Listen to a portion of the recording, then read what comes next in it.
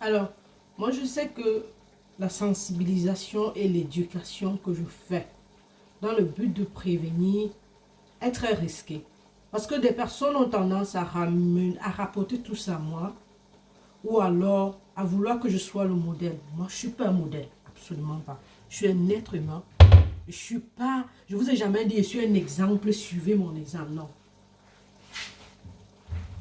Mais c'est ce que j'applique, c'est ce que je vous conseille au quotidien que moi-même j'applique. Et parce que l'infirmière que je suis est allée à l'école et a pour rôle d'éduquer, mais je dis c'est le rôle principal d'un infirmier, d'éduquer. Alors, quand je sensibilise ou j'éduque, l'important ce n'est pas de venir changer vos comportements ou votre éducation que vos parents vous ont donné. Non, j'éduque dans le domaine sanitaire parce que vous ne connaissez pas. Vous pouvez même être professionnel sanitaire, mais il y a des choses que vous ne connaissez pas. Parce que le médecin ne part pas à la même école que l'infirmier. Vous ne le savez peut-être pas. L'infirmerie n'a rien à voir avec la médecine en général. Non, c'est un autre monde. Donc moi, je me mets en cette position pour vous éduquer. Je ne veux pas que vous me preniez comme exemple, non, mais que vous écoutez mes conseils parce que je fouille très loin et je parle aussi des exemples du quotidien et des histoires des gens pour vous sensibiliser et pour vous éduquer. Mais je suis dans mon rôle en fait. Je suis allée à l'école pour ça. Donc, pour continuer sur l'affaire de Nounou, patronne, mère, parents, je vais vous raconter une histoire. Moi, j'ai suivi cette histoire-là où je l'ai lue sur Facebook, mais ça fait beaucoup d'années en arrière. Et ça ne sera même pas la première histoire que j'ai lue ou que j'ai écoutée. Non, mon quotidien est fait de ça. Like je vous ai déjà dit, je lis beaucoup, j'écoute beaucoup et je suis toute chose. Alors, tout détail m'intéresse dans toute chose. Donc, il s'agit d'un médecin, une femme qui raconte son histoire, mais elle raconte son histoire après le décès de son mari et de ses deux enfants. Ce qui s'est passé, c'est quoi? La dame était médecin, elle est médecin, son mari était médecin. Les deux étaient tellement engagés. On parle là du personnel sanitaire. On sait combien être médecin est difficile. Like, tu remplaces ta vie à celle de la personne qui est malade. C'est-à-dire que tu te retrouves à faire des heures supplémentaires, à aller de tout dans la nuit, tout ça. C'est normal. Les deux étant médecins, les deux étaient très engagés dans leur profession. Et les deux aussi avaient les enfants.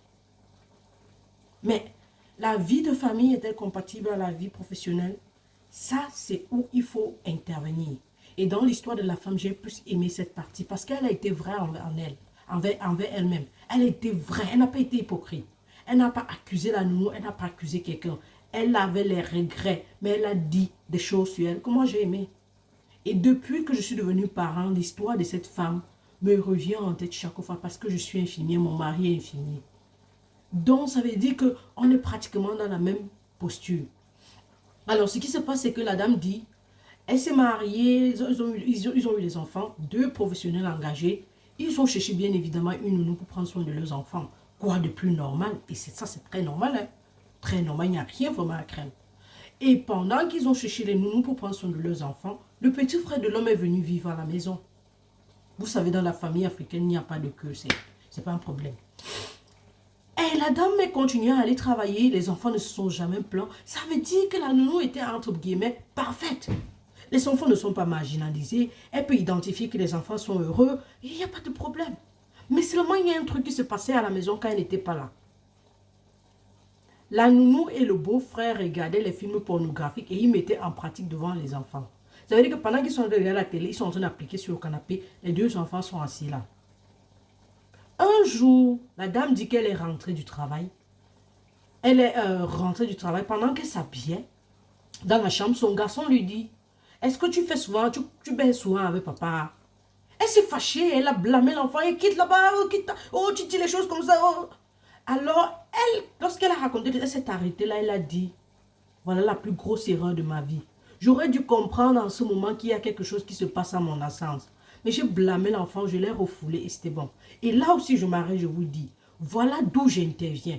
Je n'interviens pas que vos nounous ou vos comportements, ça ne me regarde pas. J'interviens que chaque indice dans la vie de votre enfant ou toute chose qui sort de la bouche de votre enfant doit être indicative ou alors doit être intriguant pour vous. L'enfant vient de dire une nouvelle parole que pour toi vraiment c'est étrange. Tu t'interroges, mais l'enfant a eu ça où? Dans une chaîne de télévision d'une grande personne. Mais les fréquentations de l'enfant, tu commences à remettre tout en cause. Mais bien évidemment, cette femme-là a dit que c'est où elle a commis l'erreur. Alors, après ça, elle a continué la vie. Elle n'a même pas discuté de ça avec son mari. Et je vous invite à le faire. Quand ça arrive, discuter de ça avec l'homme. Discuter de ça avec une personne, une tierce personne. Cette personne peut avoir des idées plus que vous. Et vous dit, mais gars, attends, tu es sûr que... Et puis, ça va éveiller des soupçons. Mais si vous ne le faites pas, vous négligez, ça aussi. Mais on voit beaucoup de mamans aujourd'hui, beaucoup de parents qui ont le nounou. Dès qu'elles rentrent, ça arrive, bam. Elles ne font aucune quête de moralité. Et que c'est pas bien. Donc la dame continue, elle dit, ça continue à se passer. Elle ne savait pas. Et un jour, Dieu voulant ou malheureusement, elle a oublié un document à la maison. Elle est revenue du travail par surprise en journée. Elle a trouvé la scène. Le frère et la nounou étaient en train de se mettre à l'aise. Les enfants étaient assis là en train de regarder. Automatiquement, elle a chassé la nounou et le frère. Tout parent le ferait. Mais le mal était déjà fait. Mais quand elle a chassé le parent et le frère, elle a fait quoi? Elle me dit encore, le mal était fait, mais qu'est-ce que j'ai fait? Rien. Les enfants savaient déjà comment ça se passe. Donc les enfants s'amourachaient déjà entre eux. Les enfants sont arrivés à l'âge adulte. La fille pouvait déjà procréer. Elle est tombée enceinte de son frère. Naturellement. Et quand elle est tombée enceinte de son frère, les parents ont su. Ils ont fait avorter la petite fille. Pour que leurs collègues ne soient pas au courant et que leur milieu professionnel ne soit pas alerté. Pas parce qu'ils ont peur qu'on leur fasse quelque chose, mais qu'ils ont peur de la honte. Ils ont peur de la honte. De la honte des amis et de la famille. Alors, une deuxième grossesse est entrée. Lors de l'avortement, la fille est morte. Et quand la fille est morte, le garçon a trempé dans l'alcool. Il a commencé à aller dans tous les sens. Il a fait un accident très grave sur la route. Il s'est retrouvé aux urgences. Et quand il a pu parler, il a demandé à ses parents de partir. Parce que ce sont eux qui ont tué sa soeur et sa femme. Il l'appelait quoi? Sa soeur et sa bien-aimée, la vraie femme qu'il aimait de sa vie. Et il est mort. Quand il est mort, ça n'a pas duré. Le père, lui, il est mort aussi. Des crises cardiaques à cause de l'histoire. Donc la femme qui racontait l'histoire, elle était lonely, elle était la seule dans les regrets. Quand la femme a raconté l'histoire, pensez-vous vraiment que cette dame a accusé la nounou quelque part? Non. Elle n'a pas accusé la nounou. Mais c'est pas pourtant dire que la nounou n'avait pas la faute. Hein. Non, non, non, non, non. Mais parce qu'elle est consciente qu'elle a négligé certains aspects. Quand est-ce qu'elle est rentrée du travail, elle s'est assise avec ses enfants pour parler ou pour jouer. Quand est-ce qu'elle a fait la quête de moralité sur ce que la nounou est ou ce qu'elle a l'habitude de faire? Quand est-ce qu'elle a pris ses enfants, elle est partie, je ne sais pas, se balader, acheter des trucs, ou alors quand est-ce qu'elle a conversé avec ses enfants pour savoir ce qui s'est passé? Non, elle a été négligente. Pourtant, la nounou faisait le travail, elle continuait à toucher son salaire. Ils avaient tout ce qu'ils avaient à la maison, ça veut dire des grosses voitures, une belle maison et tout, tout. Mais elle a perdu sa vie, elle a travaillé pour rien.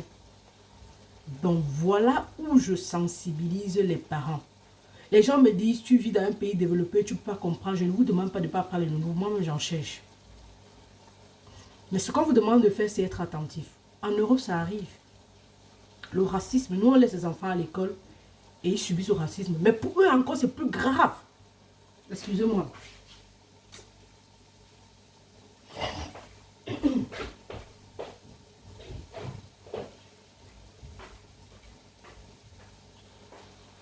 Pour eux encore, c'est très grave. C'est très grave parce que c'est un traumatisme qui dure toute la vie. On te traumatise, on te dit que tu n'es pas à ta place. Mais ta mère à la maison, elle ne sait pas. Tu es à la maison, tu as envoyé l'enfant à l'école, on a traumatisé ton enfant, tu ne sais pas. L'enfant grandit avec et l'enfant souffre toute la vie. Donc vous comprenez que ce n'est pas, on n'est pas en train de dire que, oh, vous faites mal de laisser les enfants. Non, non, non, mais vous devez faire un monitoring, vous devez vous remettre au niveau des enfants de temps en temps. Faire des réunions. Il y a des solutions. Si vous avez un doute, installez les caméras à la maison. La caméra ne coûte pas cher. Les gens me disent que les caméras aujourd'hui coûtent 1 euro, 15 euros, même pas 20 000. Vous installez une caméra dans un coin de la maison que la nounou ne peut pas voir. Et sur votre téléphone, au lieu d'appeler la nounou chaque heure, oh non, regardez sur votre téléphone ce qui se passe dans votre maison. Installez la caméra partout dans votre maison. Elle n'est pas obligée de savoir. Au contraire, elle ne doit même pas savoir. Surtout quand vous voulez la connaître. Mais avec le temps maintenant, vous pouvez enlever parce que vous violez quand même sa vie privée. Mais vous enlevez, mais vous, au moins vous aurez su. Faites des contrats avec des clauses à vos employés nounous, donc babysitter. Amenez vos nounous se balader. Donnez-leur des pauses. Posez-leur les questions. Laissez-les s'exprimer. Écoutez-les parler au téléphone. Leur conversation est tellement déterminante sur la qualité de personne qu'elles sont. Si ta nounou ne peut parler au téléphone et elle a un tel langage, tu peux imaginer ce qu'elle transmet à ton enfant. Parlez avec vos enfants, demandez-leur, ça se passe bien à la maison? Tu vas bien? Tu as fait quoi hier? Explique-moi, vous avez fait comment? Montre-moi ce que vous avez fait hier. Viens, on fait ce qu'on a fait hier. Ce que vous avez fait hier. Tu fais, tu vois. Alors tu peux déterminer si quelque chose ne va pas. On parle des nounous, mais il y a même des enfants qui vont à l'école et il y a la perversité. Les parents ne se rendent pas compte simplement parce qu'on ne se rapproche pas de nos parents. Je ne vous dis pas que je suis un parent modèle, non, mes enfants sont encore petits, mais je prie le Seigneur. Et aussi, priez quand vous faites le choix des nounous, priez quand vous voulez donner l'éducation à vos enfants, c'est la moindre des choses. Il y a des petites filles qui se font violer à l'école, mais qui ne peuvent pas parler parce qu'il n'y a pas l'ouverture.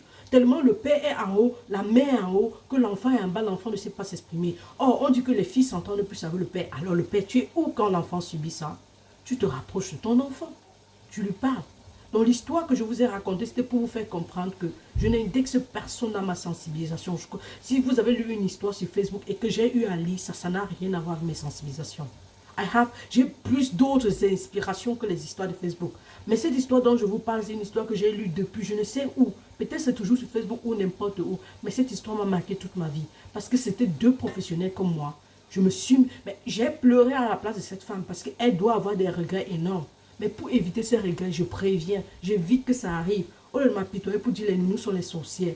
Celle-là qui s'amourachait avec le beau-frère, elle avait fait la sorcellerie. Non! Elle donnait la nourriture aux enfants. Elle prenait soin d'eux. Elle les lavait, mais elle faisait s'asseoir, elle regardait. Les enfants regardaient ce qu'elle faisait. Donc, que ça vous serve de leçon. À nous tous d'ailleurs. Et laissez cette histoire que ça ne s'applique pas à nos enfants souffrent. Et vous n'avez même pas idée. Des enseignantes à l'école qui sont... Hey, vous parlez de quoi? On te montre que tu n'es pas à ta place. En Italie, en France. Mais c'est flagrant. C'est pas une nouveauté ça. Quand même. Mais Fleur, c'était la daronne de la santé 2.0. Je vous fais un bisou. Allez, réfléchissez, ne lisez pas seulement, ne m'écoutez pas seulement, comprenez quand même. C'est que les mamans parlent moi, ça me fait bizarre parce que vous voulez me faire culpabiliser que ce que je dis. Mais je suis très droite dans mes bottes, hein, pour vous dire la vérité. Parce que je pense, je réfléchis avant de vous dire quelque chose. Et je me base sur les faits. Je ne fais jamais rien de façon non conventionnelle. Je suis toujours conventionnelle. Ça veut dire que j'ai les faits, j'ai les preuves et je sais de quoi je parle. Je vous fais un gros bisou alors. Pensez à vos enfants, les blessures intérieures, pensez.